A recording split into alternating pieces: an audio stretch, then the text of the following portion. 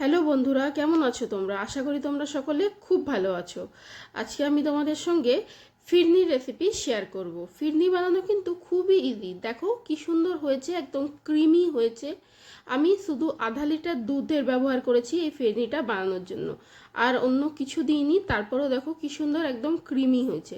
আর আজকে আমি ফিরনিটা চিনি দিয়ে বানাচ্ছি না, বানাবো গুড় দিয়ে, নলেন গুড় দিয়ে।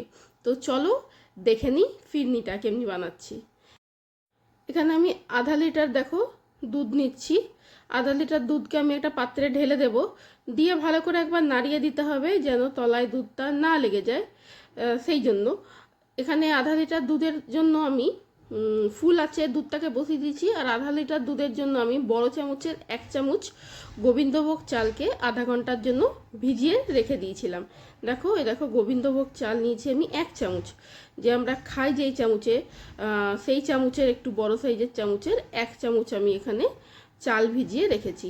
তোমরা যদি গোবিন্দভোগ চাল না পাও তবে কিন্তু যে পায়েসের যে একদম ছোট দানা যেই চালগুলো পাওয়া যায় না, সেই চালেও কিন্তু বানাতে পারো। নিয়ে আমি ভালো করে চালটা ধুয়ে সামান্য জল দিয়ে ওটার একটা পেস্ট করে নিয়েছি চালটার। আচ্ছা, তোমরা কিন্তু চাল গুঁড়ি নিও না, চালটা কিন্তু পেস্ট করেই নিও। জল দিয়ে আমি পেস্ট করে নিয়েছি। আর এখানে দেখো দুধটা আমার একটা বয়েলে চলে এসছে, 1 ফুট হয়ে গেছে দুধটা। আমি একবার ভালো করে নাড়িয়ে নিলাম, দিয়ে কিন্তু এখানে যে পেস্টটা চালের করে রেখেছিলাম সেই পেস্টটা কিন্তু আমি দিয়ে দেব দুধের মধ্যে। দুধের মধ্যে চালের পেস্টটা দেওয়ার পরে কিন্তু ভালো করে নাড়াতে হবে, কেননা তোমার লাম্পস হয়ে যায়, চালগুলো না দলা পাকিয়ে যায় এক এক জায়গায়।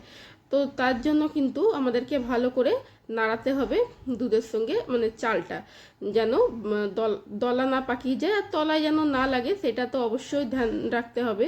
কেননা আমরা অল্প দুধ, আমি 3 জনের আন্দাজে বানাচ্ছি, তাই জন্য কিন্তু আমি হাফ লিটারের বানাচ্ছি।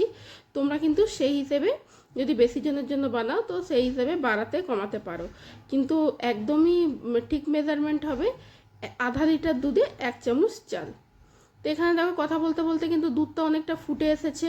ফুটতে থাকলে আমাদেরকে বারবার কিন্তু নাড়তে থাকতে হবে। গ্যাসটা কিন্তু আমি বাড়িয়েই সম্পূর্ণ রান্নাটা করছি। এখানে আমি সাইডগুলো কাচি নিচ্ছি যেন সাইডে লেগে না যায়,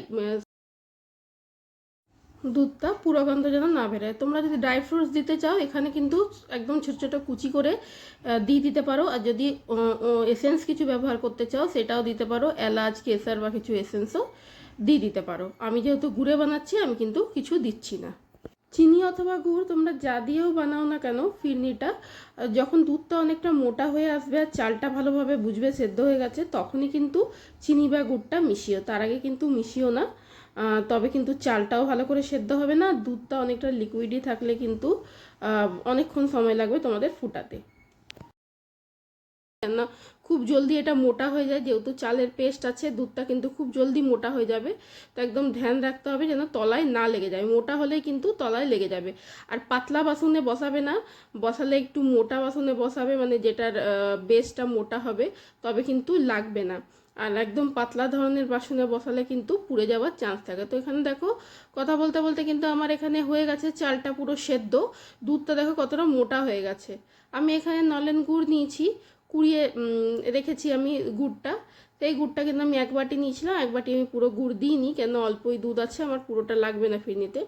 এখানে গ্যাসটা আমি কমিয়ে দিয়েছি, পুরো বন্ধ করিনি, গ্যাস আমি কমিয়ে দিয়েছি। কমিয়ে দিয়ে কিন্তু ভালো করে একবার মিশিয়ে দেবো যেন গুড়টা গলে যায়। ওর জন্য আমি বড় ঢেলা নিয়ে একটু ছোট করে কেটে নিয়েছি চাকু দিয়ে। আচ্ছা, এখানে তোমাদের ছোট্ট একটা টিপস দিয়ে দিই, যদি তোমরা নলেন গুড় তো এই সিজনের নয়, শীতের, সকলেই জানো। গুড় কিন্তু তোমরা যদি ফ্রিজে রাখো গুড়টা দেখবে শক্ত হয়ে যায়, ঢেলা হয়ে যায় একদম। তো সেটা কিন্তু ইউজ করতে আমাদের খুবই অসুবিধে হয়।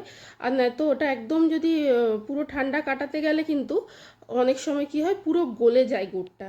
তো সেই জন্য তোমরা কিন্তু মুড়ির মধ্যে রেখে দিতে পারো। আমিও গুড় কিন্তু মুড়ির মধ্যেই রাখি, তবে কিন্তু একদম গুড়টা ফ্রেশ থাকে, কোনো রকমের গন্ধ, বাজে গন্ধও হয় না। আর গুড়ের একদম গন্ধ থাকে, গুড়টা নরমও থাকে। তোমরা দেখলেই কত সুন্দর ফ্রেশ গুড় আছে, এখনও পর্যন্ত গুড়টা কত সুন্দর আছে, মনে হচ্ছে একদম মানে এখনই আনা গুড়।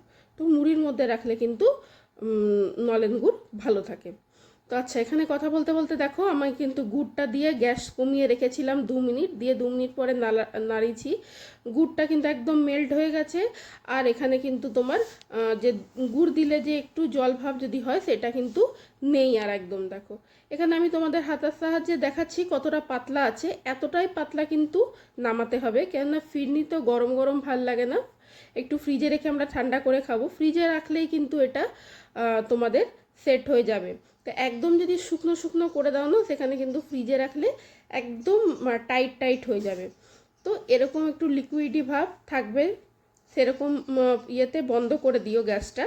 তারপরে কিন্তু এটা ঠান্ডা হয়ে গেলে, মানে গরম ভাবটা কেটে গেলে এটাকে ফ্রিজে রাখবো, কমপক্ষেও আধা ঘন্টার জন্য কিন্তু ফ্রিজে রাখবো। আমি দেখো এটা গ্যাস কিন্তু এখন বন্ধ করে দিয়েছি, বন্ধ করে তোমাদের দেখাচ্ছি। এখনও কিন্তু ধোঁয়া বেরোচ্ছে, কিন্তু দেখো এখনই একটুখানি কিন্তু গাঢ় হয়ে গেছে।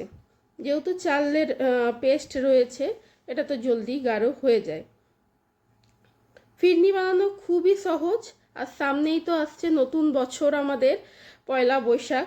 সেখানে তো মিষ্টি মুখ অবশ্যই করব, আর সেটা যদি নিজের বানানো হয় তবে তো কথাই আলাদা। তো তোমাদের কেমন লাগলো আজকে ফিরনির রেসিপিটা আমাকে কিন্তু অবশ্য জানিও। আমি কিন্তু ঠান্ডা কেটে যাওয়ার পরে আধা ঘন্টা ফ্রিজে রেখে দিয়েছিলাম। তারপরে দেখো এই পাত্রেই আমি ঢেলে ফ্রিজে রেখেছি। কি সুন্দর হয়েছে, ক্রিমি হয়েছে, দেখো পুরো সেট হয়ে গেছে। কতটা ক্রিমি হয়েছে আমি তোমাদের শুরুতেই ভিডিও দেখিয়ে দিয়েছি। তোমাদের যদি আমার ভিডিওগুলো ভালো লাগে তো অতি অবশ্যই লাইক শেয়ার সাবস্ক্রাইব করতে ভুলো না। বেশি বেশি করে শেয়ার করো নিজেদের বন্ধু বান্ধবদের সঙ্গে, পরিবারের লোকেদের সঙ্গে। আর তোমাদের ফিডব্যাক আমার সঙ্গে শেয়ার করো। দেখা হচ্ছে পরের একটা ভিডিওতে। Bye bye.